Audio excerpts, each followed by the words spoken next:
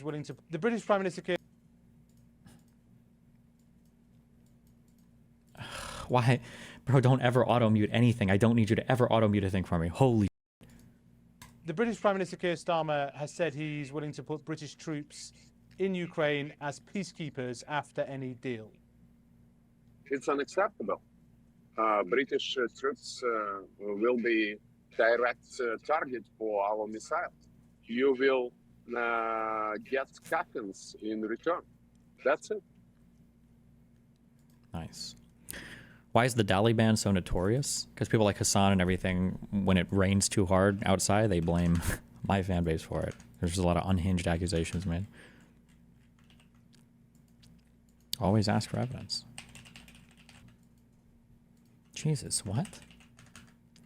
What about something like this for your layout?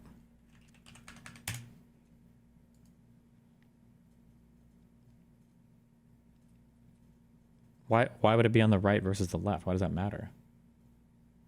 Why'd you switch to 4K streams? For my wonderful clippers, okay? If you don't like it, look on Kick. The stream I think has less latency on Kick. And your mom watches from there. Got him. Dean legit gets dozens of retards calling it every single day to farm content. We can surely find some. I don't know if I enjoy just like debating dipshits. I'm not referring to that last guy, but like finding random people on TikTok and Twitter. Like you could, and it's kind of entertaining, but it's...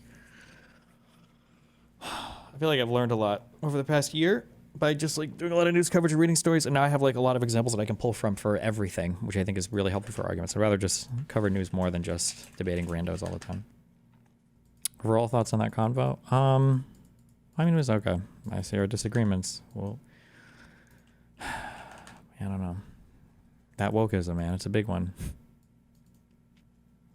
Do you use, do you let Clippers use your stuff, or is that a no-no for TikTok or whatever? Talk to Thinking Monk, I think is the guy who like organizes all that right now, so. Jesus. U.S. now has a banned words list. As President Trump seeks to purge the federal government of woke initiatives, agencies have flagged hundreds of words to limit or avoid, according to a compilation of government documents. What does GBV stand for? Gender Bloviating Vehicle.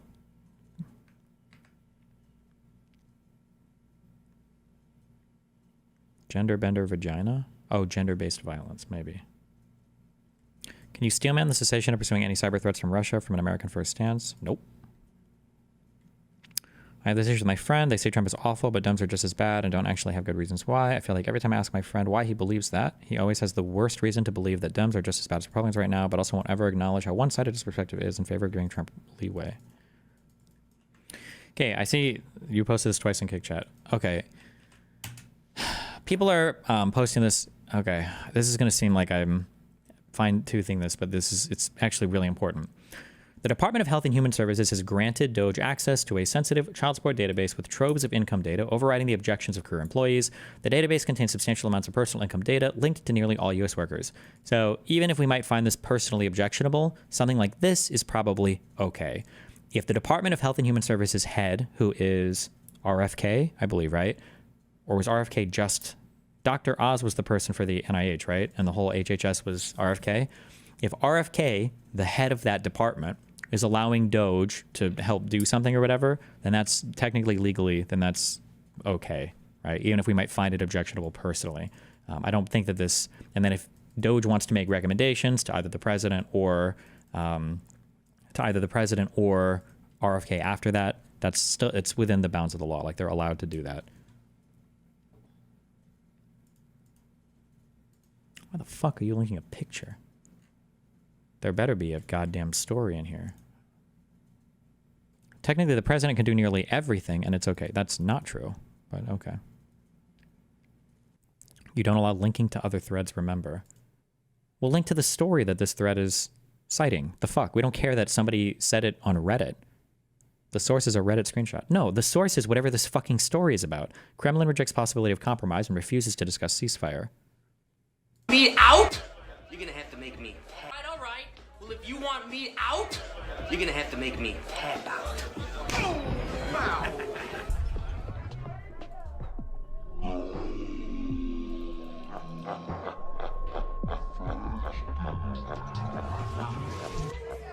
Let's fight. You want to fight me? What, you crazy? Can't you read, my man? Your shirt doesn't mean shit. Yeah, we'll see if Canada and Mexico actually stay on this, okay? You can post this in like 2 weeks if they stay the course, all right?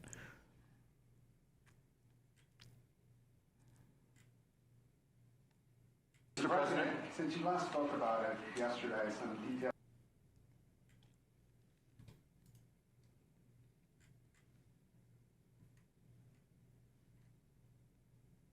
The British Prime Minister Keir Starmer has...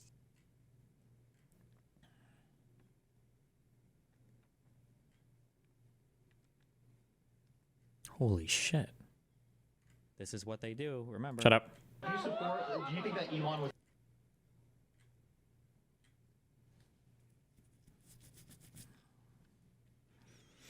Open request. I've always wondered why. With all of Hassan's very talented fans, no one has created a website that sources and openly debunks all of the lies and slander certain groups have spread about Hassan, so that the rest of us can just redirect people to the website. It would save a lot of wasted keystrokes arguing the same subject that has been debunked a million times before.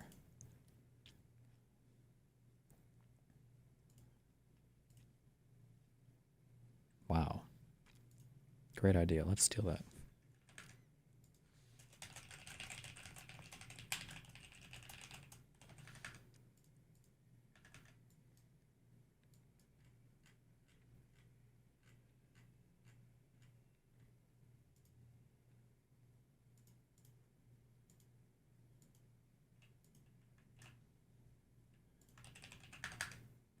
Can you give a really quick explanation of the abandon our Kurdish allies in Syria talking point? I'm arguing with my conservative dad and we're watching your recent convo. I don't have I haven't like done a deep dive into that, but basically, I believe for people that we had on the ground in Syria, the United States was working with a lot of different groups as part of the, I don't know if they were still going by the Free Syrian Army. I think they were, the FSA. And one of those groups we were working with, I think, were Kurdish people. Kurdish people are generally friendly towards the United States. I think we generally have a favorable view of Kurdish people. Turkey hates Kurdish people. There is a group of Kurdish people that live in the southeast of Turkey called the PKK, and Turkey fucking hates the Kurds with a fiery fucking passion. And one of Turkey's, I want to say biggest fear, because I doubt it's a serious fear, but a thing that Turkey would never want is like a strong Kurdish group of people that could start to form an autonomous or semi-autonomous state. So for instance, in Iraq, northern Iraq, northwestern Iraq, the Kurdish people there have formed a government in a semi-autonomous-ish kind of area called the KRG, the Kurdish or Kurdistan Regional Government, I think, or it might be just called Kurdistan, and the government is called the KRG, the Kurdistan Regional Government. And then after, okay, so in Syria, there was a time when we were going to start to withdraw all of our official military presence from the country of Syria under Donald Trump, but I think generally we issue visas and we issue stuff to people that have helped us on the ground, but we didn't do that for the Syrians there, or not the Syrians, sorry, for the Kurdish fighters that were in Syria. And we knew that if we left, Turkey was probably going to bomb the shit out of them because Turkey hates Kurdish people. And then we left, and then Turkey did it, and we did fuck all to stop it. And I want to say it probably resulted in, it wasn't like millions of people. I think it was like under 100 deaths, maybe like 70 or 80 deaths, but like they just basically got dumped by the United States and was like, fuck it, bye. And it was not a very nice thing. Rip. Oh, and there might have been a big deal because I think the United States might have guaranteed them like some kind of like visa access or some kind of access to the U.S. in exchange for helping us in Syria, and we just totally abandoned that promise and was like, nope.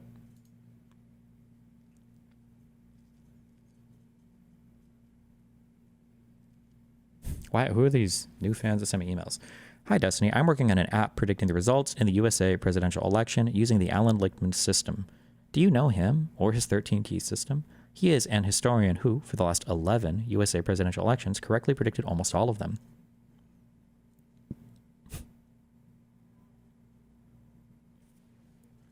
The keys, not the keys. Can you talk about the weird movement to get Donald to pardon Chauvin? It's wild, and I don't know how likely it is to happen.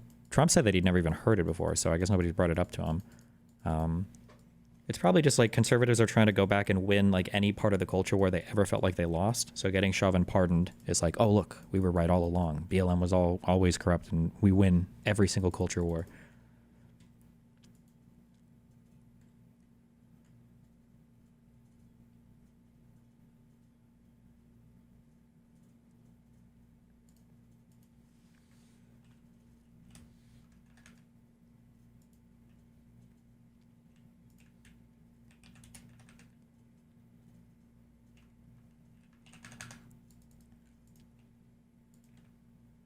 Here we go. I'll be back. 1 sec.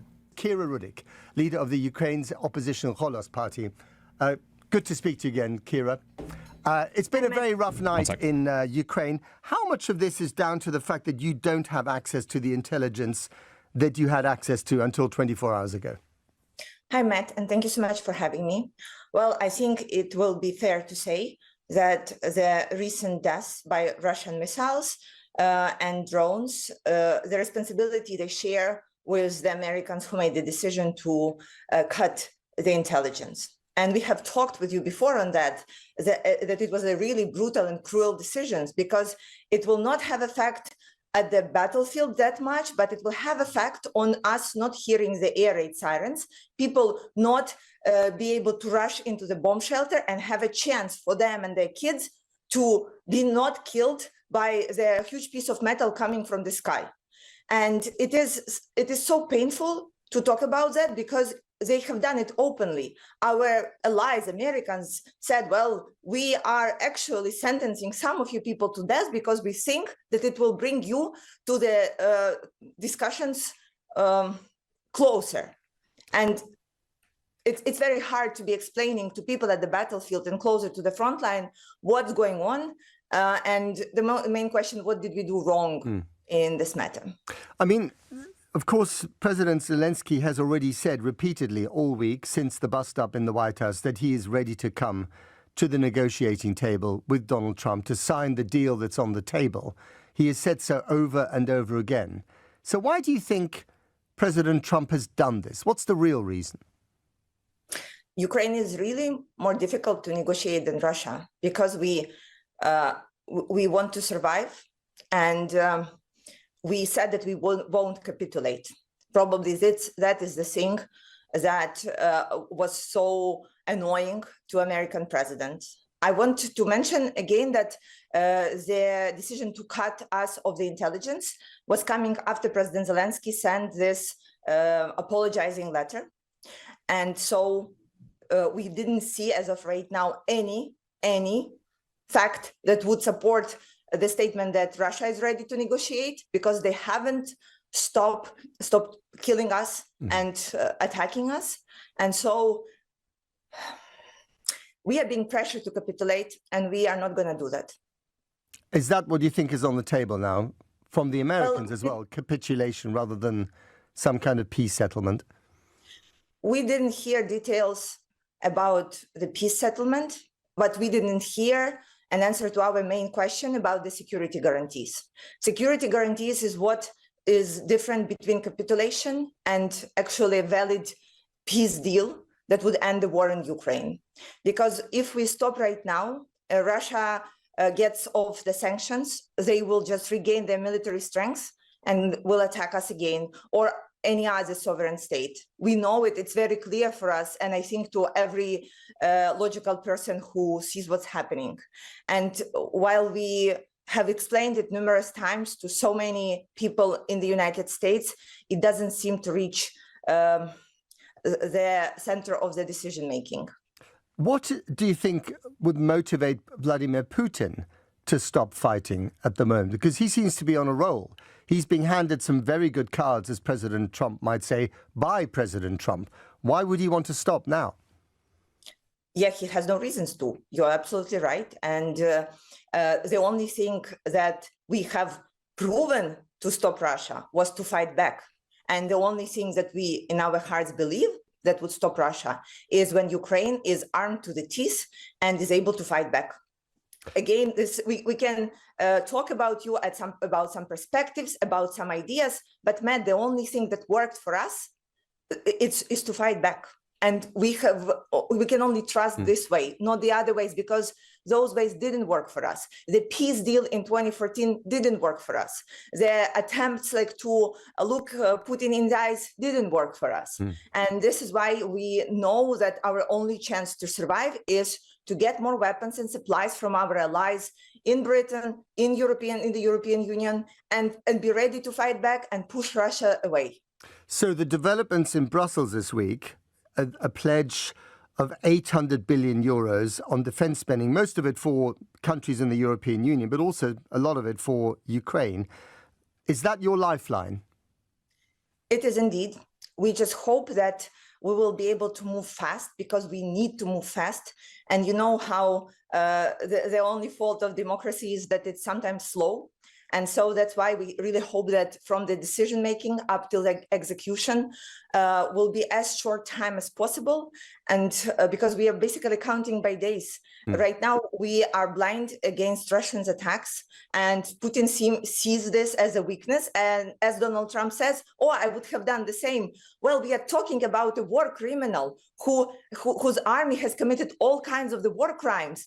And what is happening in the geopolitics right now is normalizing that behavior, showing other dictatorships that you can go ahead, do whatever you like, and then President of America will try to show you some pity and say, yeah, well, anybody who is armed and strong will go ahead and will start raping, killing people. We should come along and understand this is poor criminal just can't do that. This is why he does that. There's no mistaking the anger in your voice, Kira. I mean, we know from the very beginning of the war that Ukraine is incredibly resilient. They're very innovative when it comes to using commercial technology for military purposes. Just look at the way you've repurposed hundreds of thousands of small commercially bought drones for the battlefield. Is there any way that you can work around the absence of access to American intelligence to get the information you need? Well, Matt, I know that there are many brilliant people are working on it right now. We knew from the day one that this fight is David versus Goliath, and our only chance is to be smarter, more innovative, and figure out the ways where everybody else would stop. We do that because our lives are on the line, and we will try our best. We hope for the collaboration from British and European companies. And we will do our best in protecting our people the way that we have done all the previous times. What about if Elon Musk does what some people have said he might do, which is to turn off the Starlink access to his satellite network, which again, Ukraine relies on very heavily in not just the country as a whole, but also troops on the front line. What impact would that have? It will be a massive hit, of course. And I think it will be a massive hit on Elon Musk's business with Starlinks, because Ukraine right now has a good chunk in that. And we have been buying those for many of our capacities and capabilities. Even, Matt, at home, I have Starlink because we didn't know what will happen with the conventional providers. So if Elon Musk turns that off, that would mean that any other client of Starlink cannot rely on it. And I think that will mean to all the other companies that were using it, that they have to go off it, because it's basically the switch is in the hands of a man who is obviously not on Ukraine's side. Two final questions, and brief ones, if I may, Kira. There were reports this week that Donald Trump had sent a high-level delegation to Kyiv to talk to opposition figures in Ukrainian politics who might one day challenge President Zelensky and take over the running of the country. Pedro Poroshenko was mentioned. He's the chocolate tycoon who used to be president of the country. And, of course, Yulia Tymoshenko, who How old is Poroshenko now? So I think she was prime minister, after the Orange Revolution. I mean, how popular are these two politicians, or indeed other politicians, compared to President Zelensky? And would they be able to replace him if there was an election held soon? Oh, 59. Damn. Okay. Matt, let me stop you right here. We have actually in the parliament issued a statement from all parties and all party leaders that we are not going to challenge President Zelensky until the war is over. So, and this is coming from you, an opposition leader. Yeah. Well, we, more than our political ambitions, we want our country to win the war, for the war to be over, and for us all to survive, and for our people We're watching news from Charlie Kirk. We already watched that. Able to live in the democratic country. We will be happy to participate in the elections, but after the war is over. And so I think these discussions meant to put more pressure on President. But since the spat at the Oval Office, I think he understands more than ever that we are all on the one side, and this is side of our country, Ukrainian side. What's this doing to morale? I mean, you clearly sound quite upset discussing some of the developments this week, but I also know you to be a very resilient character. What's this doing to morale?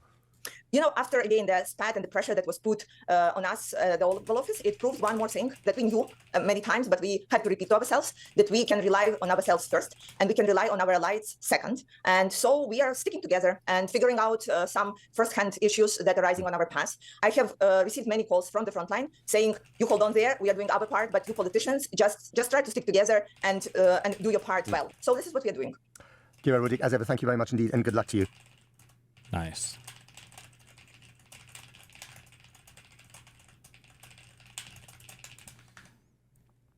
You see the Russian propaganda campaign on Twitter accusing Kira Rudik of getting a boob job after the war started. Okay.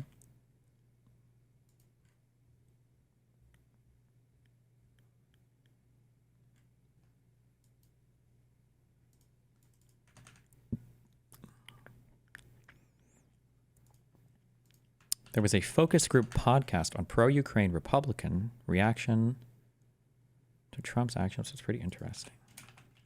Where Democrats really failed on Ukraine was early on, it was a moral fight, it was a righteous fight, it was an urgent fight. And then 3 years later, it's not remotely clear what the Biden policy endgame was, besides, arming the Ukrainians in perpetuity.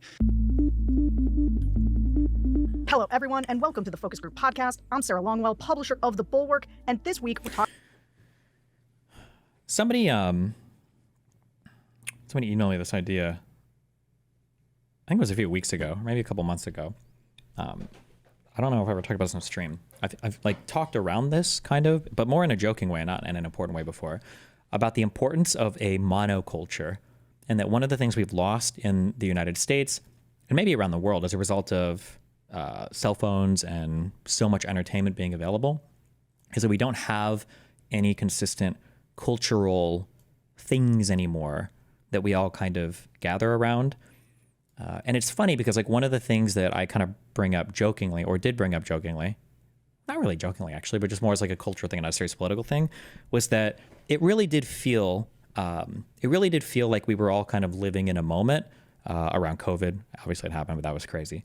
COVID wouldn't count. I forget I said that actually. But when it came to Breaking Bad and Game of Thrones, and maybe Avengers Infinity War and Endgame, maybe. But I felt like especially Breaking Bad and Game of Thrones, it was a moment where every single person, really across the world, but I mean across the United States, we all sat down, we watched a thing on TV, we all had takes on it, and we were all kind of participating in the same culture. I wonder if those are really important things for consistent nationalistic narratives, that it's good to have these consistent cultural moments. And one of the benefits, I guess, of TV is TV could dictate to us that all of us were watching a particular thing at the same time, but you could never really have those same moments with Netflix or streaming culture or having access to whatever entertainment you want without these moments where everybody's kind of participating in the same thing.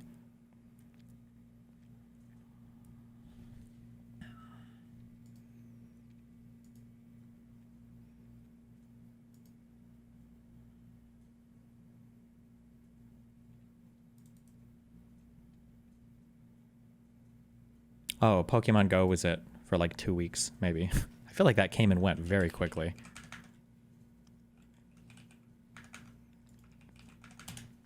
The smash hit mobile game app Pokemon Go has only been out for a few days, but it's already got millions following their smartphones to the most random places. It's the new national obsession. A revolutionary smartphone game or a potentially lethal fad. People across America and even the world are taking to the streets looking for these little animated critters. Pikachu! Pikachu! I don't know who created Pokemon Go, but I try to figure out how we get them to have Pokemon go to the polls. During the 2010s, April Fool's Day pranks were extremely popular online. Our flamed grilled Whopper is so good that some people will do anything to keep the taste in their mouth. Whopper toothpaste. Keep your mouth Whopper fresh 24/7. Some companies would release fake products, create fake commercials, and some internet companies would even change their entire website for the day. It was the early days of social media, so people would just lose their mind. Would you still consider Russia relatively communist? No, I don't think Russia's communist or socialist at all in terms of economic organization. But I don't know if that matters to people. When they'd see a company be fun on Twitter. Oh my god, dude, did you see that Wendy's said bye Felicia to Burger King? I want a Frosty right now. Let's go buy some Frosty. Sure, I guess it's fun sometimes, but in reality, companies just jump on it to get free advertising. For example, Burger King announced the left-handed Whopper back in the 90s. In 2015, Samsung introduced a smartphone that doubled as a kitchen knife. And on April Fool's Day 2014, Google decided to release a joke that would change gaming on smartphones forever. What about children's television? When I grew up, children's TV taught us to be nice and accepting. What are kids watching nowadays? I imagine that those TV shows probably haven't changed that much, but... At Google, we seek to hire the most exceptional people. Today, we're announcing a new job role and challenge.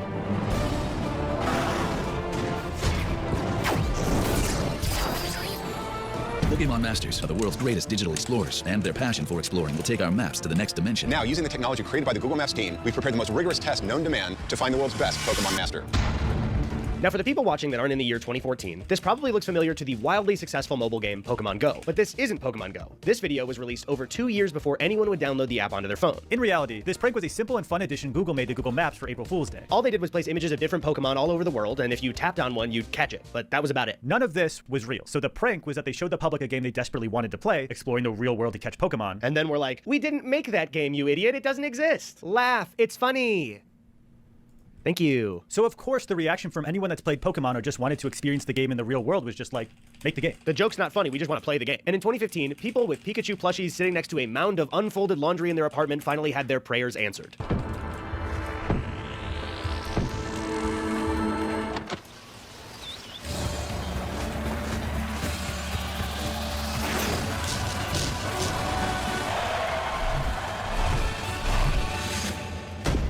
So yes, the April Fool's joke caused people to demand that they make the real thing, but it's actually not as simple as Pokemon Go being made directly from the video. One of the original founders of Google Earth, John Hankey, had a dream of making a video game for smartphones that incorporated real-world map data. So he and a small team inside Google were brought together to make a development company named Niantic. Niantic's first project was Ingress, a game that used real location data, AR, and real-world landmarks and locations to get people out of their homes and explore the real world. Ingress is giant. This is just... I didn't know if there's going to be a broader argument made, or like cultural analysis. It's just a video on Pokemon Go. Why did I get like this?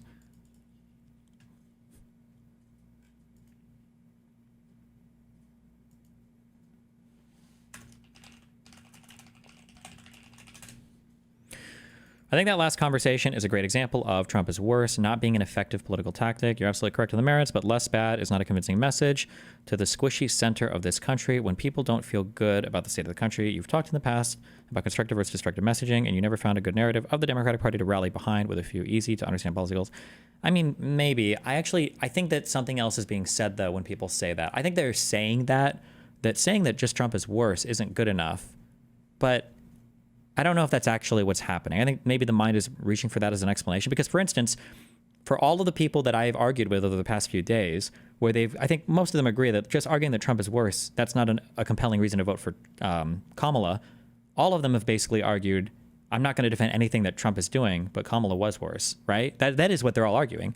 Now, this last guy didn't vote for Trump, to be clear, but for Hanania and for the tax lawyer dude, that was basically their argument. It's like, well, I can't defend anything that Trump is doing, really. It's actually really bad, but Kamala would have been worse, right? That is their argument. So something else is happening there, I think. A game to capture the flag. Where you play a video game, but in real life. Where the board is like the surface of the earth. There's nothing really like it out there. You actually have to go out into the real world to play the game. Does that sound... Hassan was on Theo Von's podcast. Have you watched that? I haven't. It sounds like it's going to be cringe and boring. Was it an interesting show?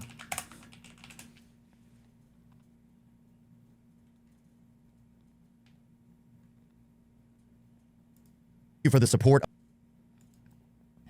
You got up to 661K, almost past Candace Owens. They can do it. I believe in him. Why don't you ask them how exactly Kamala would have been worse? Well, I feel like I ask them all of that, and I just get like very vague stuff. Like it'll be stuff that didn't happen, or it'll be stuff that they were. I don't even know, bro. I feel like I've tried that in the last 3 combos now. I don't know if this would count as designer fashion. Adidas. $330. God damn.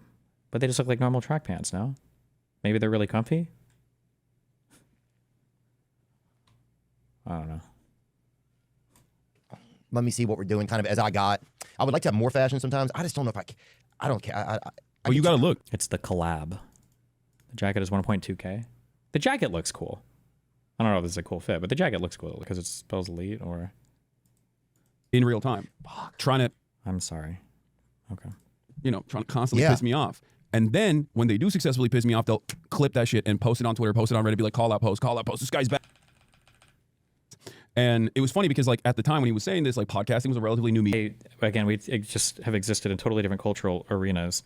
Was the Joe Rogan podcast that popular back in 2014, 2015? I feel like I never heard about it much at all back then, but maybe it was. I just didn't follow any of that kind of stuff, I guess. I don't know. With streaming, that's tuned up to. I really wish Theo Von never got into politics because I love his dry, absurd stream of consciousness style of comedy. Yeah, I don't, every comedian guy had to like go into the such a weird. There are so many pro-Palestinian articles. There was so much stuff running in the U.S. about Palestine, but I mean, whatever. We just sides. Don't vote. We're not a true democracy. A good one. But going in and protesting on the street so Hassan can watch your protest on YouTube. That's the real activism that we can do. Hell yeah. Then you're like, what? Like this would be nice to have, socialized medicine. But you still got to keep trying. It's that time, baby. It's that. I do understand. I'm sorry. It's rhetoric, I guess. Like, thank God for a long form podcast so that we can have in-depth and good conversations. And it's like, oh, what have we done? We've repeated every single slogan talking point. Do you think anything interesting gets, what are we at for 1 hour and 10 minutes? Not correct. He never got money from the pharmaceutical industry, like from the one of the largest right-wing podcasters and getting them to shit on Trump. These, big pharmaceutical corporations. That wasn't the case, but he got a lot of mileage on that side. There are a variety of reasons why people might go into the military. It doesn't have to just be you're like destitute. I'm pretty sure the majority of people that go into the military, it's not stratified as heavily by classes you would expect. Because I used to think this, it must just be poor people signing up for the military. But that's not true. I think the middle class is overrepresented in incomes when it comes to people that enroll for military stuff. System that gets kind of manipulated and used. That's why they don't want to fix it, though. That's why they don't want to give free health. But that's why. At one point, will left-wing content creators stop fighting with each other and start trying to be more cohesive? Never, but they shouldn't. You just have to remember what the goals are for people. For left-wing content creators, they just want to make money and be more popular. There is no like political aspiration there. Jesus. Talking about America's role in the world under Trump 2.0 and what voters think about it. Now, for me, watching Ukrainian President Zelensky sit in the Oval Office with President Trump and Vice President Vance and get lectured about not saying thank you enough while these guys sort of simultaneously expressed a sort of gentle solidarity with Putin was extremely stomach-churning. But I have listened to enough Trump voters over the years and focus groups express kind of a dwindling support for Ukraine to know that my gut isn't a reliable indicator of how many Republicans would view that acrimonious exchange. And look, where we are now is a logical extension of a long slide on foreign policy for the GOP since Trump came around. For a party that not long ago believed in the importance of soft power and standing with our Democratic allies, Republicans today are increasingly hostile to those allies while displaying a strange new openness to treating our enemies gently. Wait, did I miss a big 50 sub donut on Kick? I'm so sorry. Who did it?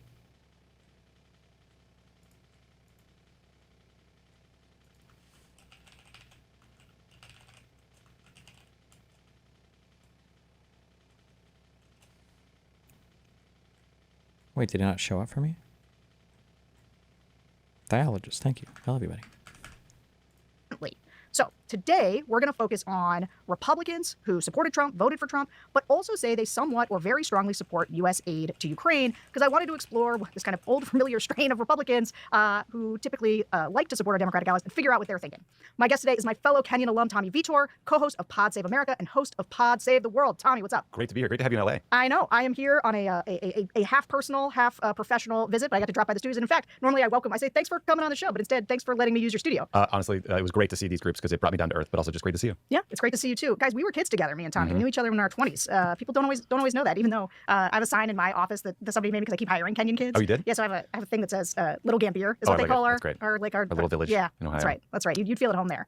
All right, so I want to start. I know that the news has sort of moved off of this. We are taping the day after the not State of the Union, but sort of State of the Union.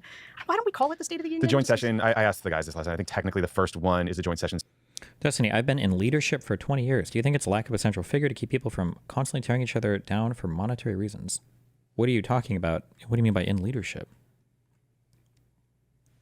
Speech, because the State of the Union is given at the end of the year. It's like your report card on all the things that happened. Yeah, and so I guess because he's so new, he doesn't. Well, good. I don't think he's qualified to comment on the state of our union either. Nor do I. So maybe that's the correct thing. Why don't you, just to level set, tell me what went through your mind when you saw that Oval Office? I don't want to call it a kerfuffle because that's not significant enough for what it was, but that exchange. It was stunning. I mean, it was genuinely shocking. You know, after this many years of Trump, it's hard to be shocked by something he does, but to watch him unload on Zelensky like that, this man who you could just see in his face 3 years of exhaustion and just the hell of this war, like in his eyes, and just to be scolding him and screaming at him in the Oval Office and knowing all the context that came before that of calling him a dictator, suggesting there should be regime change in Ukraine. I mean, it shocked me. Saying that Ukraine was the The aggressor? The aggressor? Yeah. I mean, it was like black is white, up is down.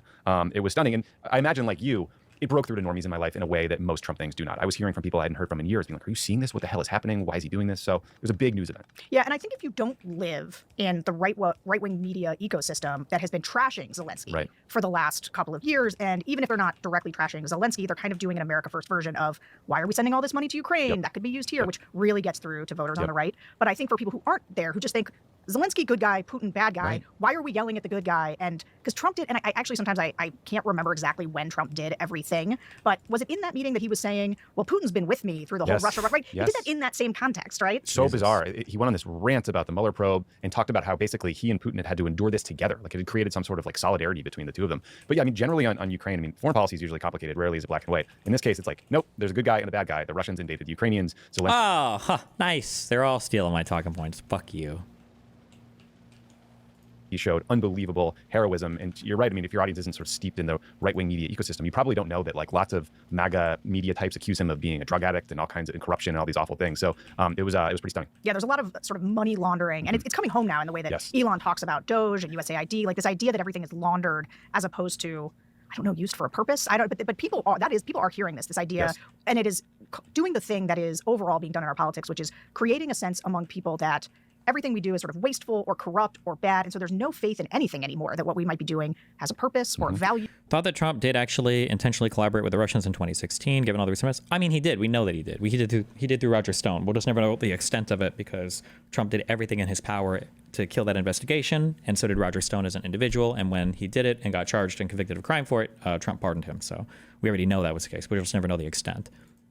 Or is right for more reasons, because I do think, for me, the thing that's hard to get your arms around in that meeting, because it's bizarre to think him siding with Putin and siding against Zelensky, but there's a thing about America where there's a moral reason why we side with good guys and democracies. Now, it is underpinned by a strategic reason and a reason that is self-interested, but we have a value set. We've always had a value set. It's one of the things that has elevated us as a unique country. And it was like watching that value set crumble. Yeah, I mean, I think watching the last couple of months of the Trump administration, from J.D. Vance's trip to Munich and the speech and the direct negotiations with Russia, has not just upended the Biden-Ukraine foreign policy, it has really upended 75 years of U.S. foreign policy generally. Like, we are now siding with Russia at the UN on votes on resolutions. And North Korea. Yeah, we are backing away from our European allies and siding with Putin and having direct talks about the future of Ukraine with his goons in Saudi Arabia. It is some head-spinning stuff. So as longtime listeners of this show can attest, people's stated preferences can come with a lot of caveats. And that includes why the voters we talked to this week describe themselves as, quote-unquote, pro-Ukraine. Let's listen to why they said they were pro-Ukraine and then some of the nuance that goes with that. Because I would say, even though they said they were pro-Ukraine, it maybe wasn't like the full-throated endorsement we thought it might be.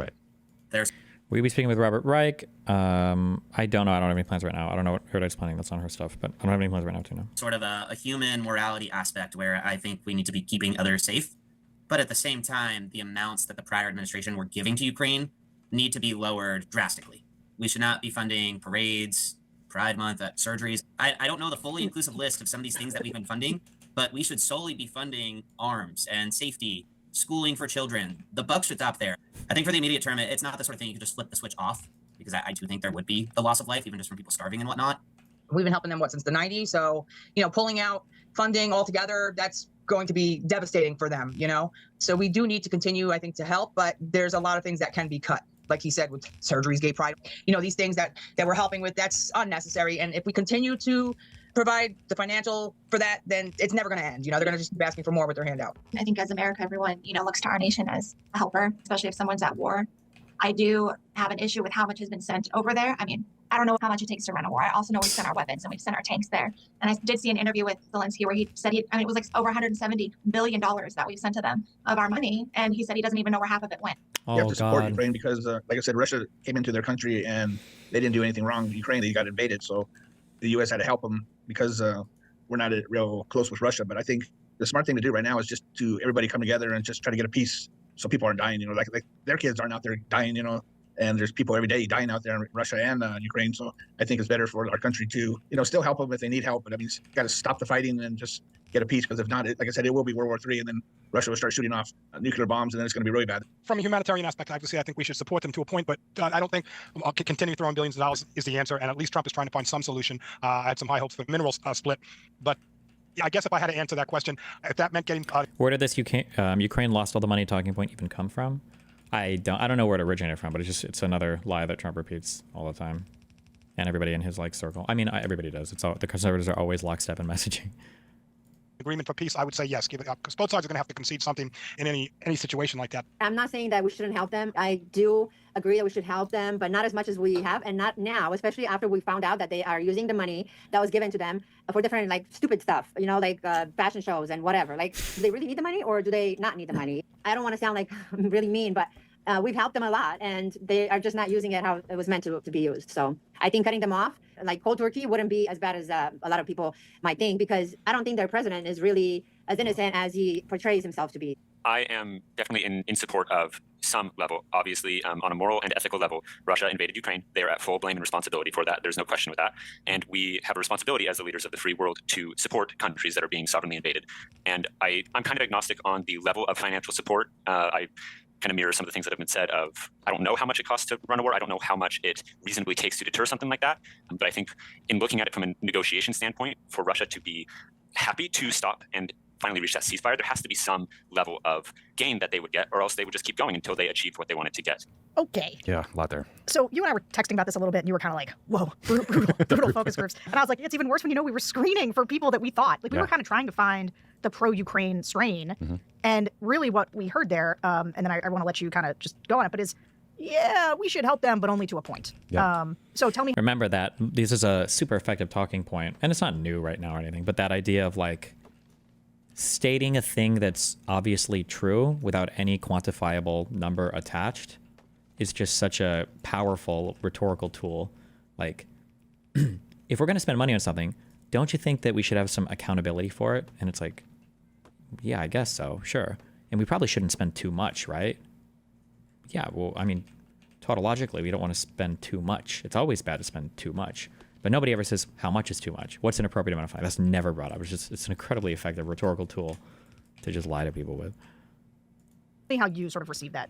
Well, I think the first takeaway from hearing that collection of people was you hear about the parades, the pride, the surgery. Like, there is clearly this disinformation that's out there in sort of right-wing media spaces. And you guys, I think, very smartly asked people where they had watched the Zelensky-Trump meeting happen, how they'd heard about it. It was a lot of Fox News or YouTube or kind of like right-wing podcasters. Yeah, it was like Daily Wire, Candace. Yeah, stuff like that. And so I'm not really sure what they're referencing. Like, a lot of right-wing disinformation gets to me and I internalize it and kind of like mentally fact check it. But, most of the weapons that are getting sent to Ukraine are either going through the State Department's military financing programs or just direct shipments from the Pentagon to the Ukrainians. And the money the U.S. is spending on those weapons is to replenish our own stockpile. So the U.S. taxpayer dollars are going to Raytheon or like name your weapons manufacturer in the U.S. So I'm truly kind of at a loss for where this is coming from. It felt like it was swirling together with like Doge cuts, but I don't know if you had more information on this. I mean, because I do, unfortunately, tend to marinate a little bit in the right-wing media ecosystem for my job-ish, I do know this is what this is the theory of America first. Like, and we asked them about this in the focus groups, like kind of asked them how they thought about America first. But for them, it is, we have problems here. Yep. And so we shouldn't be, and they say forever wars. I wish they would follow that up with one question. Okay, we have problems here, and you don't think we should spend the money in Ukraine.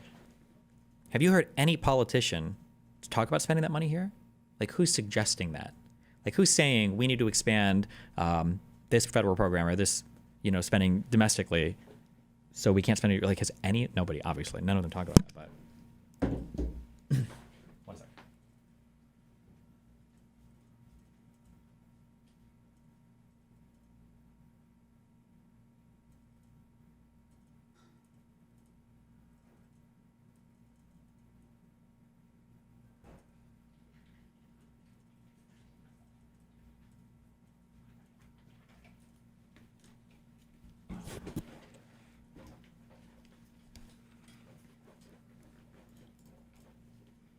Often have price tags. Now, I don't think they're correct price tags, but people have them. And it is all the right-wing, and it's not just right-wing, it's just basically the pro-Trump media ecosystem has really gone hard at Zelensky, saying he is corrupt and they are laundering money. And it is, the Doge stuff is part of the same strain of too much of it. It's like USAID, that money is going, and so, it's so easy to go grab old clips of Marco Rubio. And by old, I mean 3 years ago, 2022, right? Where he is, Putin is a thug, soft power matters, we do these things for a reason. And that used to be an article of faith among Republicans. USAID is a perfectly popular, maybe not each individual thing that somebody could point to, but the idea of expressing ourselves through soft power around the world so that we don't create a vacuum for China and Russia was just what Republicans thought of. But the right-wing media ecosystem has been just, and Trump too, has been this idea that we send money abroad is bad. Yeah. And it is, and Trump does this thing where he creates a scarcity mindset, right? So if you're a Reagan or Republican, you're saying, no, we got to grow this pie. We got to, we're going to lift all boats. And we don't have to fight about Reagan, but just it's such a different way of looking at America when you think of it as a place that is poor. This is why Trump talks about us, right? We're taking advantage of, we're suckers, the pie is shrinking. When you create a scarcity mentality among the voters, which is what they have. And can you explain the Russia collusion thing? I never bothered to look much into it. I'd be careful because the knowledge that I have is the limited knowledge that I have on it. I haven't read the full Mueller report, so there is probably more that I can't tell you. But when the DNC was hacked and all those emails got leaked about Hillary Clinton's campaign and like Podesta, it's where a lot of the Pizzagate shit came from. That hacker was somebody who was working at for Russian intelligence. That was a Russian agent that did that hacking. It was called Guccifer 2.0, I think was the name of the guy who took credit for that. That was a Kremlin operative. Roger Stone was in contact with that guy, and he was coordinating when Guccifer was going to leak stuff. He was coordinating that with the Trump campaign, and then asking for information about it, and then sending, like suggestions to him on like, well, we should leak this here or this or that. We wanted to investigate that more, but what happened is Roger Stone obstructed all the investigations. He lied multiple times. He refused to cooperate. And he even told another witness, he said, you should lie, lie. He bullied him and threatened him. And he got charged with all of these crimes for obstruction and for intimidating a witness, I think. And he got convicted for all of these crimes. However, Trump pardoned him on all of those things. And Stone said publicly, like, well, I'm not going to welch on the president. I'm not going to tattle on him, obviously. And then, yeah, so we have no idea how much further that would have went. And then obviously Trump himself tried to kill all of these investigations as hard as he could through firing Comey, through trying to pressure Sessions and everybody else to like take a stand to help him. And yeah, so we just don't know how far any of that would have went. And this is what all the right-wing media ecosystem sort of pushes. That scarcity then turns to people being like, well, you can't spend this over here because we need it over here. And that's why Doge and all this stuff, it all taps into that same vein of we are spending money on things I don't want us to be spending money on, and it should be coming, basically what they mean is to me in some way. Yeah. There was definitely, I think almost everyone articulated some version of that. Like, look, we like them, but we're spending too much. But then what kind of amped it up was the suggestion that we're spending it on ridiculous things like pride events, parades, transgender surgeries or something, right? Just sort of like things that might seem ridiculous on its face to you and I, but I think if you're in the right-wing media ecosystem, you hear it a lot. I also would say one thing that is consistent, I think, in every focus group is like, yeah, Trump's an asshole, but he's an asshole for us. And there was one group that had consumed the brutal Zelensky versus Trump Oval Office meeting, and one group that I think was before that incident happened. And like everybody in the Zelensky Trump group was like, I wish that hadn't happened in public, but this is how he negotiates. This is how he gets things done. Like, he's our guy. This is what he does. Yeah, and Americans don't care about any of this. Well, liberal media got traumatized by being accused of being biased against Trump forever. And they kind of were covering Trump in a really deranged manner, but it's because Trump was so deranged himself. So it's like, how do you cover this? Like, can you really call out the derangedness every single day? Because then you just look unhinged. But what do you do when the guy actually is unhinged? So liberal media had a really hard time talking about things. And then Trump and the rest of the Republicans successfully rewrote it all as all of this is just Russia collusion, Russia collusion, Russia collusion. They would just scream that from the rooftops constantly. And obviously every other conservative media pundit got on board with that. So now when people refer to it, it's just Russia collusion, Russia collusion. No, but nobody actually knows the details of any of it or knows what Roger Stone was indicted for and convicted on. And nobody knows what's in any of that information. Just like the J6 stuff. Like you saw Tim Pool screaming at Luke Beasley on that show saying, you don't know anything about this, blah, blah, blah, blah. But he never even read the indictments for the people that were convicted of seditious conspiracy. He didn't even know the indictments, let alone the conviction. So it's just, what do you do? We had done one group beforehand, and we actually had been thinking to ourselves, like, well, we screened for people who said they were pro-Ukraine, but they didn't seem very pro-Ukraine. Mm-hmm. Maybe there was something about our screening, so we did another one after the Oval Office meeting, and it really didn't make that much difference. But like you said, we did these two groups, so let's do this. Let's play the set after the Oval Office meeting. Let's listen. The thing with Zelensky, I think it was just Trump being Trump. I think just showing who's the boss, I guess. I hate that it played out in front of the whole world like that. I do think that, like someone had said earlier, both sides are going to have to, swallow their pride a little bit. I just hate that it played out in front of the world like that. I didn't love that whole exchange with Zelensky. I think it could have been done differently, or even that specific discussion had behind closed doors. But I think they were both kind of playing a game of chess and, who's going to be strong and this is what I need and this is what we're going to give you. And, it's kind of like a family meeting I didn't really want to sit in on, but I don't think anything had to be said about him wearing a suit or not. I don't think that matters. But to some people it does. Some people look at that as respect, I thought it started out really good, but I think an attack took place that for people who are running countries that should have been behind closed doors, transparency is great, but I think he was shamed on national television. And I don't think you should do that to any leader because I'm not a fan of Putin at all. They let him in the White House. And I was very angry over that. I mean, it's documented what this man's done. So it just seems that Trump puts him here and Zelensky here.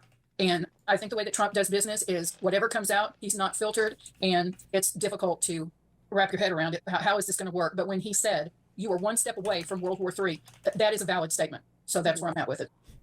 I am supportive of Ukraine. I am supportive of U.S. as well. What went down was uncalled for, and it shouldn't have been on national television, period. It should be behind closed doors between them. And I feel that there needs to be peace, absolutely, and something needs to be signed, and there needs to be peace because there's too many people are dying. There's children are dying. There's structures being demolished that have been around for centuries, and because Ukraine is an older country. I can understand why Trump and the vice president are very annoyed. Like, they just want them to be on the same page and mediate. But I feel like the president of Ukraine is skeptical because he's already seen that it didn't work the first time. Probably wants some kind of reassurance that if I say yes, is it going to transpire again? And he wants, I think, accountability. But it's like, Trump is right. Like, it's going to be World War III. Like, and it's like, we're going to be a part of that. And we're trying to avoid all this. And it's like very stressful for everybody. And it's like, here is the United States, respectfully, we're just trying to assist you. Like, and we really honestly didn't have to get involved, but we are getting involved because that's just how we are as people. But I just feel like, I don't like the way it was handled. I feel like in a way it was a little bullying. And I think it should have went off the air at that point. Like, maybe we should go to it like a commercial or something. I just didn't like it. And he couldn't just say that he was going to do it because then he still has to face his own country. Like, he's a president that was voted in. So if he goes back to his country, like, we don't know the consequences in his country, how those people are going to take it if he comes back making deals, like, and it's not good for his people. So, on one hand, people did not like the way Trump was treating Zelensky. On the other hand, it's sort of, I've just listened to voters for so long, kind of being like, well, I don't like how he tweets, but like, he's basically right. Yep. It's like, more than anything, it was just like, well, he should have done that behind closed doors. Yep. The family meeting I didn't want to sit in on is one I wrote down and bolded. I also noticed, like, Trump's claim that there will be World War III if this war goes on is taken as an article of faith. Yes. And I think that Democrats have completely lost the argument that it not only matters to end the war, but how we end the war. But by the way, these are not unsophisticated voters. Like, a lot of them share the concern that Putin will attack another country if he is unchecked. There's a woman who calls Putin a modern day Hitler. And they all, like, I think they like the America first approach pretty much unequivocally, but there's a couple of voters who are like, well, we can't withdraw from the world. So in that, there's a little bit of hope that, anti-Trump folks like us might have an avenue to convince them. But you're right, like, this scarcity argument is so powerful. And it reminded me of being a Democrat in 2004 when John Kerry used to say, we're building firehouses in Iraq, but we're not building them back home. And that worked. Oh, I'm so glad you brought this up because to me, this is what's crazy about listening to Republican voters now is I'm just like, you and I were the same age. 9/11 happened when we were in college. And so you and I would have been very much on opposite sides, I presume, or at least at some point of, I grew up in the Bush era. I was kind of a Bush person. I was consuming the Weekly Standard and everything else. And so to me, Republicans today sound a lot like Democrats circa 2006, 2004. I think a lot about the shifting coalitions and about the political realignment. We talk about it a lot. I can see it happening in real time. But what do you make of the way that so many of these voters have really internalized what used to be much more associated with kind of a liberal talking point? Good question. I mean, I think a lot of it, big picture, boils down to faith in government and faith in institutions. And I think you hear that play out in the conversation about Ukraine and our capacity to do good things overseas. And frankly, that's understandable after Iraq and Afghanistan. But you heard it last night in the State of the Union speech. And just, Trump's ability to read through 10 minutes worth of silly examples of government spending just undercuts your faith in everything the U.S. government is doing. And that's like the challenge Democrats have always had is we believe in government. We think it helps people. We think we should tax you to fund it. And there's always been a limited sort of small government strain of the Republican Party that's like, let's drown it in a bathtub. And here's all the ways these idiot libs are wasting your money. And you heard that here, like parades in Kyiv or whatever they're talking about. All right, focus group listeners, I have a podcast rec for you. In wild times like these, do you ever want to break the rules? Yeah. I know I like a good broken rule, especially for stupid ones, fake ones. Well, that's exactly what friend of the Bulwark, Glenn Galich, gets into on his show, Break Fake Rules. Wow. Here, Glenn and guests dig into the self-imposed rules that hold us back, particularly in philanthropy, to uncover which rules we should commit to breaking together for a better society. Just break fake rules in a cool way, not like in an Elon way. You'll even hear from me and other insiders in politics, government, philanthropy, media, and more who are refusing to live by these fake rules. If you've ever wondered why we live by certain rules or dreamed of what becomes possible when we do things a little bit differently, tune in to Break Fake Rules. New episodes drop monthly wherever you get your podcasts. Yeah. Do you think Americans having never had a big war fought in the U.S. gives U.S. citizens an odd or different idea of how to deal with war? Maybe, but I also think that the fact that the wars have just been for so long, like they were so long ago that we just don't have the modern perspective on any of it, basically. And then that's a big deal because for any of Russia's modern bad behavior, we just don't really have any perspective on it because we haven't had to deal with any of it. that part in the State of the Union, I was sitting there being like, oh, like I mean, I just came up through a conservative movement that really did. Like it was any junior researcher. Part of your job was to go through and find stupid ways in which the government was wasting money. And there is a little bit of this was John McCain's whole thing. Yeah, well, like and now I sit there being like, yes, the government does. And when Trump was doing it, he was playing it for laughs in the State of the Union. Yeah. So Trump has no problem just being like, how do you even pronounce this country? Is this even a real place? What is Lesotho? I don't know this. You're like, shit, man. It's like a couple million people live there. It is fun. I mean, he wins people over. I had a lot of people texting me being like, do you think that was effective last night? And yes, elements of it are effective. And I think people, like you might want to say, look at this moron just saying he doesn't even know where anything is in the world. But you know what? No Americans heard of those places either. Right. Average Americans. So they all think like, yeah, at least he forgot to say the condoms though. Because he repeated all the lies that have been debunked about Social Security. But he didn't bring the condoms back. But they had lots of other things that they could point to. And that has just really seeped in with all of these voters, and including your point about, the faith in government. I do think it used to be the Democrats who were sort of the insurgents saying, these guys control the world with their big dollars and you should be skeptical of them and you should push back against them. And like the right says that now. That is how, and the Democrats are here trying to be like, and it goes back to me saying, I believe those things about the government being bloated and there are things we should cut and maybe some of this stuff doesn't make sense and you should always be looking at it because you should care about how American taxpayer dollars are spent.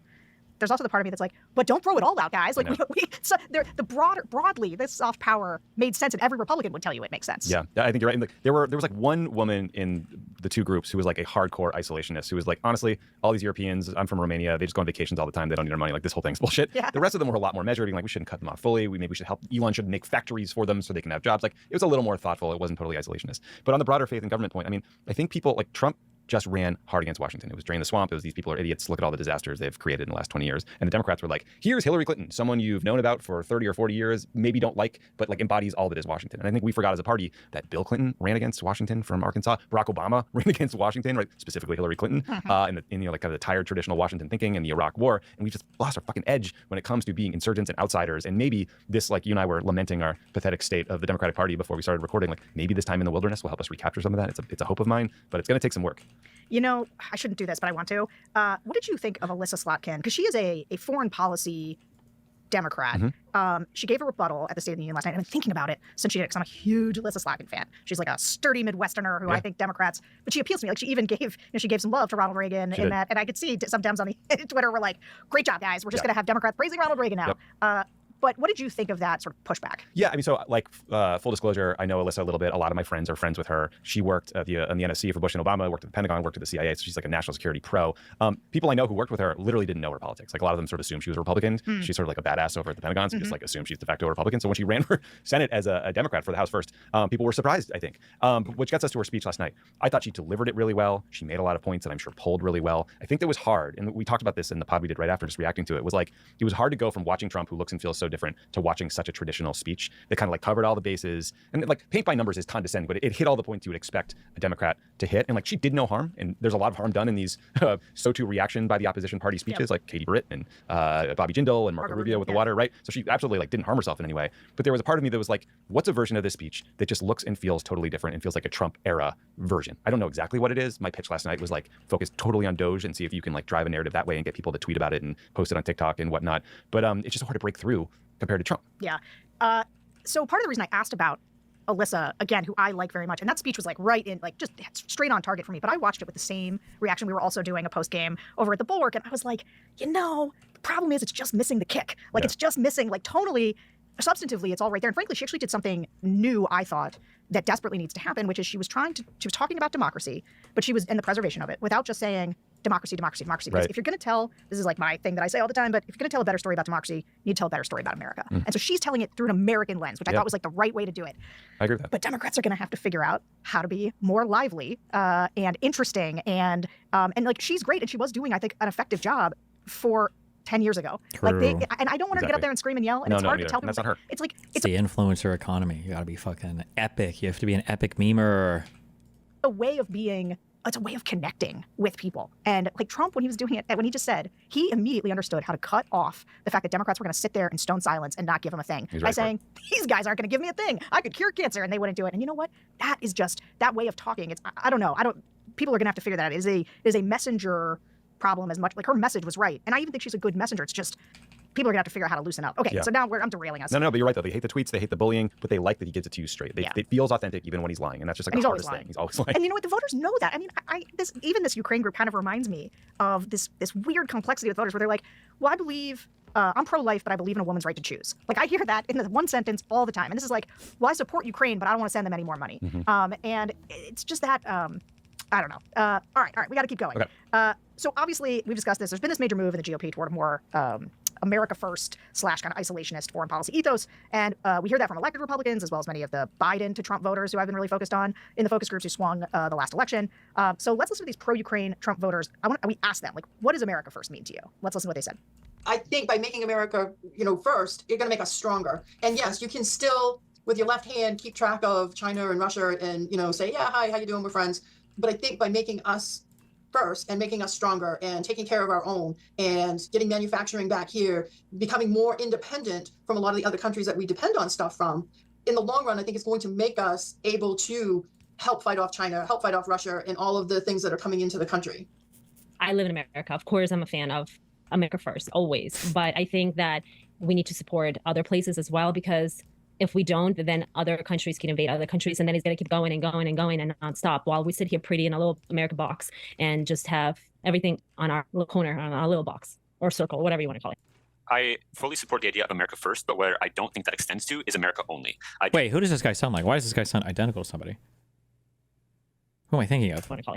I fully support the idea of America first, but where I don't think that extends to is America only. I do not think that it is in America's interest to completely distance itself from foreign relations, from international. It's Kriparian. What the fuck?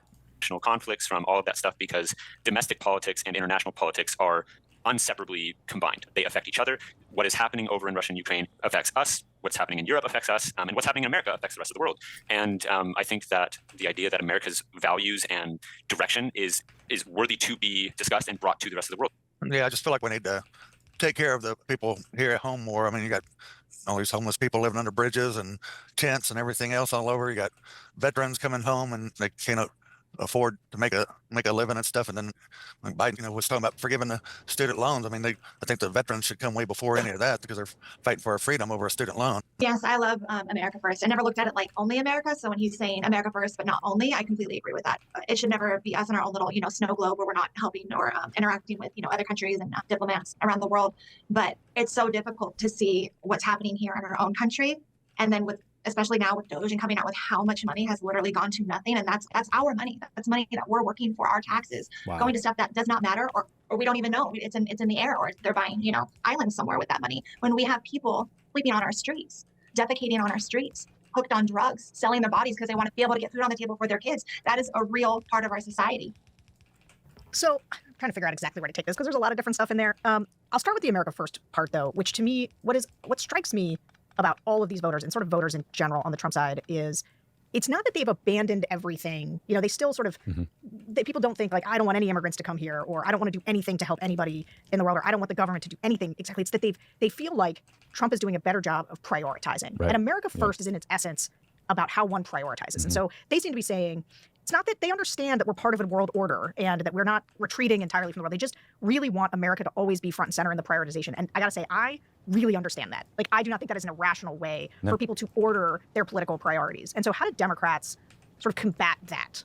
Yeah, I think you're exactly right. I mean, there was one guy in the middle who was like a bona fide globalist. Yeah. Steve Bannon would have kicked him right out of the group. That guy was a Dispatch reader, I will tell you. That was his media source. And I just would like to congratulate the Dispatch on their Trump voter readers. Yeah, he was quite smart. But you're right. I mean, you had a lot of people talking about how there's homeless people living under bridges and we have veterans who aren't being taken care of. It's this scarcity agenda that you're talking about. And I agree with you. It's a completely reasonable concern when you're reading about a $35 trillion debt. And I think where Democrats really failed on Ukraine was early on, it was a moral fight. It was a righteous fight. It was an urgent fight. And then 3 years later, it's not remotely clear what the Biden policy endgame was, besides, arming the Ukrainians in perpetuity. And Trump comes in and it kind of, he bolts on this other hobby horse he has about the Europeans not paying enough to fund their own departments of defense and to, contribute to NATO. And it works seamlessly. And I think the big failure of democratic messaging and frankly policy was either not getting to an end game early enough or not explaining to people what it was, and frankly not having diplomacy front and center as part of the conversation. Because for better or for worse, look, I don't want to disrespect Zelensky in any way, but it did at times feel like Zelensky was pushing Biden around, and the sort of stated policy was nothing about Ukraine without Ukraine, which was at times de facto letting them dictate the terms of the conversation. And if you step back and think about what Zelensky wanted in that meeting, it was a security guarantee, which is like not that different from joining NATO and guaranteeing that we'll go to war with Russia. Okay. If something else happens. So I can understand Trump's hesitancy, as I did Biden's. This show is sponsored by Factor. Ready to optimize your nutrition this year? Factor has chef-made gourmet meals that make eating well easy. They're dietitian approved and ready to heat and eat in 2 minutes, so you can fuel right and feel great no matter what life throws at you. Factor arrives fresh and fully prepared, perfect for any active, busy lifestyle. Wow. Lose up to 8 pounds in 8 weeks with Factor Keto meals based on a randomized controlled clinical trial with Factor Keto. Results will vary depending on diet and exercise. With 40 options across 8 dietary preferences on the menu each week, it's easy to pick meals tailored to your goals. Choose from preferences like Calorie Smart, Protein Plus, or Keto. Factor can help you feel your best all day long with wholesome smoothies, breakfast, grab-and-go snacks, and more add-ons. If you look around the fridge in my office, it is loaded with Factor meals. A lot of folks on my team are into these, so much so that I even get into them from time to time myself. Eat smart with Factor. Get started at factormeals.com/factorpodcast and use code factorpodcast to get 50% off your first box plus free shipping. That's code factorpodcast at factormeals.com/factorpodcast to get 50% off plus free shipping on your first box. Give it a try. Wow. So, what should we do? What should our foreign policy be, Tommy? I think I do think I think prioritizing peace has to be front and center of this war. I think we should be in favor of a peace deal, but just we're gonna have to make the case that any peace deal is not acceptable. It can't be entirely on Putin's terms. It can't. Sorry. Well, that's interesting, just because I do think, and I'm not positive it's going to be in here. We're going to talk about Russia in a little bit. We did ask the groups, because they say peace, right? You hear this a lot from the voters. They want peace, but we asked, like, is peace at any cost? Like, if the Ukrainians have to give up their land, is that an okay condition? And like, people actually understand. I wasn't sure if people were going to understand the question or have an opinion on it, but they did, and mostly didn't think they should have to give up the land. Yeah, they were sophisticated. One was like, Putin is Hitler. One other guy kept saying, Russia is a big, scary bear. That was the metaphor he kept repeating. And I liked that. I thought that was appropriate. And it made me feel like you could sell to even, like, let's be honest, these are hardcore Trump fans. You could sell to them that what is required as part of the peace agreement is some sort of international security guarantee to protect NATO in case to protect Ukraine in case the Russians break a ceasefire, some sort of ongoing arming and equipping of their military that allows them to be at the front of the line, at the front, literally, like fighting the war itself, and not allowing Russia to dictate the terms such that not only do they get to keep 20% of Ukrainian territory that they're occupying, but they also don't get to tell Zelensky that he has to go and that his military will be capped at 75,000 soldiers going forward, right? Like, those are the terms that the Russians are going to fight for. And this is where Trump has a win sitting in front of him. And you've just made a great point. I think all he has to do is not want to side with Russia actively, because his voters, Trump's voters, think he's a tough guy and think the way that he engages with Putin is a negotiating tactic, right? They don't read it the way you and I do, which is, this guy is weirdly enamored by this dictator and is letting Putin jerk him around because he wants to, because he admires him. And that part really freaks us out. But like, the voters are not there, right? Because they think all the Russia stuff is a scam. They don't think Trump is a Russian patsy, but they don't like Russia still. Like, that is just still a thing. They still, even if they have, and look, public opinion, especially on the right, for Zelensky has dropped precipitously. And many Republicans do not want to continue support for Ukraine at the level we're doing it, but they still don't like Putin. And so that is where Trump has a win there, where he can look like a tough guy. He just has to want to stand up to Putin on it, and I'm not sure he will. Just a tiny bit. And also, these voters loved the minerals deal. Yeah, they did. The minerals deal kind of came out of nowhere, for those who don't know. Initially, it sounded like we were basically extorting the Ukrainians and demanding $500 billion worth of rare earth minerals profits until they paid us back. And now it seems like just some sort of joint exploration or mining agreement. That win, though, would go a long way for Trump, even if it feels a little bit like vaporware at the moment or kind of made up. Okay, I'm going to close us out with the next block of sound, which is something we've been talking about, which is like actually the relative sophistication of these groups on foreign policy. And I mean sophistication in kind of in like an extremely normie way. But they understood. Like, we asked voters, what would happen if Russia won? What if Russia won? And they gave roughly the same answers that a bunch of experts in D.C. would about rewarding aggression and encouraging America's enemies. Like, there's a lot of, you give them an inch, they'll take a mile. So while many of the other answers here are not what people in D.C. would like, these were interesting. Take a listen. Putin is a modern day Hitler, in my opinion. And I think that if you give him an inch, he'll take a mile. And if Ukraine loses, he's going to feel like, hey, Trump is in the office, but I won. So, hey, let's see who else I can go after. Let's see what else I can do. And that is going to be like a domino effect. And I think we are the strongest country. We do need to help smaller countries like Ukraine, due to the fact that, if we don't, then Putin is going to win. And if he wins, everyone loses.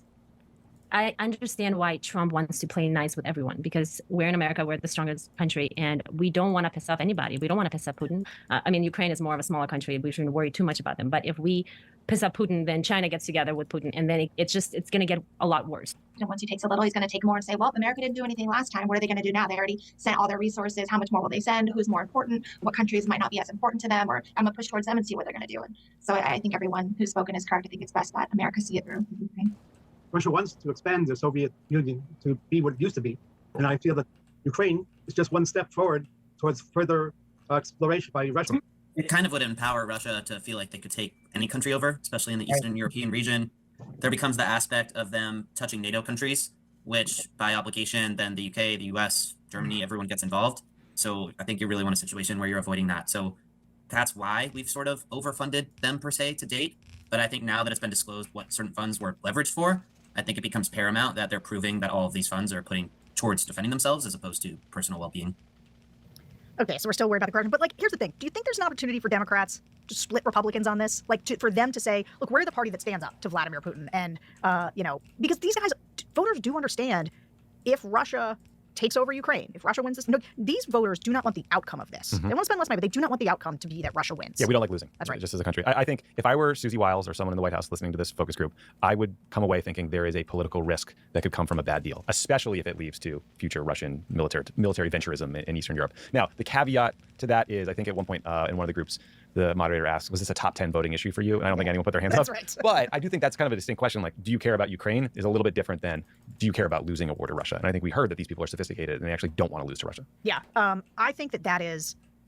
I also listened to these groups and thought, man, there is a vulnerability here. Like, if Democrats were really could do something about this, there is a world. And maybe I'm not. I do think Democrats have to start expressing some sense of like who we are as a contrast to this. Yes. But the Trump administration really runs the risk of just being too willing to give Putin what he wants. And I think that Trump would belatedly realize that actually voters don't want that. And I think that was sort of as much as I was a little surprised not to get more pro-Ukraine sentiment when we were specifically kind of looking for it in the screen, and that depressed me, I thought at the end of the day, that was the upside. Yeah, I mean, maybe the messaging tweak is getting away from the like kind of 2017 era, you're Putin's puppet kind of shtick, and just being like, hey man, you're getting worked in this deal. Like we're losing. Yeah. And maybe that is more convincing to these people who think that all the other Russia stuff was just made up by the media. I think that you're getting worked in this deal is right, especially because you heard, I mean. How does it, I wonder where this analysis comes from though, because it seems like, well, maybe this didn't play well with conservative voters, but Trump is like hitting on this message that like him and Putin were basically partners getting joint fucked by the Democrats in the Russiagate thing. Did maybe no conservative cared about that messaging, or they just thought that was like epic, or it just didn't move them one way or another? I'm not sure, but I don't know. You heard these voters, they still think of Trump as the great deal maker. And everything he does, they fold under that rubric. So it's like, he's a jerk. He sends a mean tweet. That's just a negotiating position. Oh, he's talking to Putin. He seems a little chummy. That's just how he operates. He's got to get him on side. So yeah, I think it's got to be like a we won, we lost dynamic. That's right. Okay, Tommy Vitor, thank you so much for having me at your studio. This was very fun.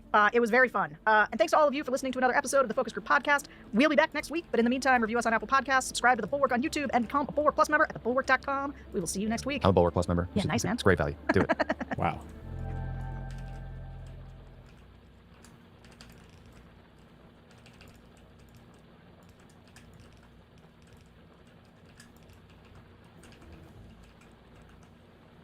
Should Dems avoid a shutdown or force a shutdown? No, force a shutdown. Fuck them. Republicans have a majority, right?